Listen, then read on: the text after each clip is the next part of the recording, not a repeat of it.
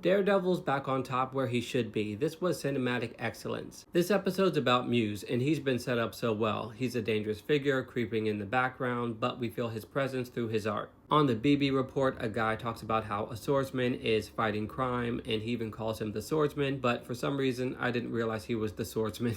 In his art, he uses his victim's blood, and he's sending a message about corruption and Mayor Fisk kissing up to wealthy elites. Matt Murdock holds Foggy's memorial card and says the prayer of St. Ives. He's the patron saint of lawyers. He's trying to control his violent tendencies, and we see cuts of the fights he's been in recently where he's tearing people up. Heather Glenn questions his praying and wants insight into the minds of vigilantes for her new book, and I'm liking the tension between them. I find her kind of bland, which I think is the point to keep Matt in a stable and normal relationship, but her asking about Punisher and Daredevil creates conflict. Kingpin talks to Luca about paying back his money. These two scenes are intercut and they parallel each other. Matt and Fisk are similar in some ways, and they're hiding who they really are during these interrogations. Mayor Fisk tells Luca that he has until the end of the week to pay Victor the $1.8 million, but Luca rejects the idea. Since he wanted to play games, it's now $2.8, and Fisk puts his pin on him as if he owns him. Angela shows up at Matt's law firm and criticizes him for not doing enough after Hector Ayala's death. She has the spirit of the white tiger in her. She doesn't want to hear therapy talk, and he knows that the cops are responsible for this and they can't be trusted.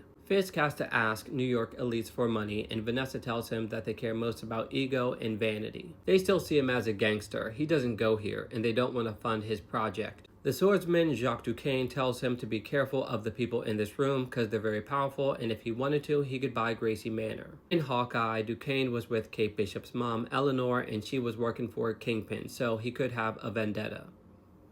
Muse captured two women who asked for a photo, and then he used them in his art, and then he captured Angela, who was looking for him. When Hector's widow calls him, he knows he can't rely on the police. He has to fix this himself, and he suits back up as Daredevil. His battle with Muse was savage. I like how Muse fought so chaotically. That fit his nature. This is also intercut with Kingpin fighting Adam, Vanessa's former lover, in his dungeon. He gives Adam an axe to even the score, but that does nothing. He's just throwing him around. Matt and Fisk are underground, revealing their true selves. This is who they really are. He saves Angela, and he could hear Angela's heartbeat like he could hear Foggy's. And Muse gets away, but Daredevil is back. He's born again. This episode is up there with the Punisher one, and I give this a 9.5 out of 10.